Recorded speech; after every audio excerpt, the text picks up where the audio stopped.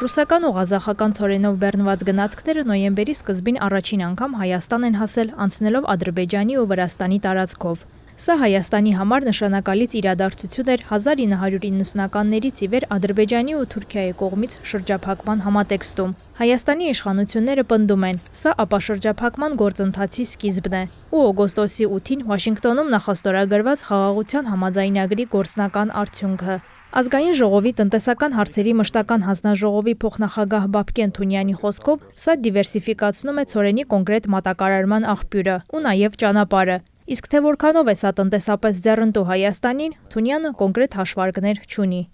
Բայց փաստը հետևյալն է, որ եթե մեզ մոտ այդ այլընտրանքային ճանապարհներով նոր ուղիներով ապրանքներ կան, արդեն այդ գալու փաստը ինքնին նշանակում է, որ այդ ճանապարհով ապրանք բերելը ձեռնտու է։ Հակառակ դեպքում այդ ճանապարհը չի աշխատի։ Էկոնոմիկայի փոխնախարարը նոյեմբերի 11-ին լրագրողների հետ զրույցում հնարավոր համարեց հացի գնի իջեցումը, բայց չհստակեցրեց՝ կլինի գնի իջեցում, թե ոչ։ Հացի գնի հետ կապված կարծեմ թե հարց եղել է, այդ հարցին պատասխանվել է, որ հացի գնի մեջ տարբեր կոմպոնենտներ կան եւ միայն ճանապարհը չի, ուստի այս պահին դիվերսիֆիկացիան, ոչ թե կոնկրետ այս դեպքը, դիվերսիֆիկացիան նայած թե ինչ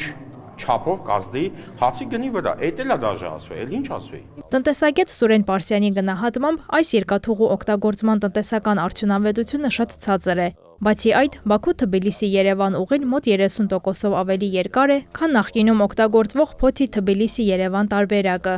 Այսինքն այս գործընթացը ավելի շատ քաղաքական, այսպես ակցիա է, քան տնտեսական, քանի որ Ռուսաստանից եւ Ղազախստանից եկող բեռների տրանսպորտային ծախսերը այս ճանապարհով ավելի թանկ է։ Այս քաղաքական գործընթացի արդյունքում անշուշտ չեն կարող ունենալ տնտեսական լուրջ էֆեկտ է։ Նույն օրինակ այս տրանսպորտային փոխադրման արդյունքում մենք չեն կարող ունենալ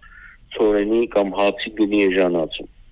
Բայց բեռնափոխադրող ընկերություններից մեկը, որը նաև երկաթգծով է փոխադրումներ իրականացնում, որոշումը դրական է համարում։ Նրա խոսքով, երկար տարածությունների դեպքում ձեռնտու է երկաթգծով բեռներ փոխադրել, քանի որ մեկ միավոր բեռի ինքնարժեքն այդպես ավելի ցածր է, իսկ կարճ տարածությունների դեպքում ավտոմեքենայով է ձեռնտու։ Ես դա սկզբունքն եմ ասում, պրակտիկան, որը ձևավորվել է ելնելով գներից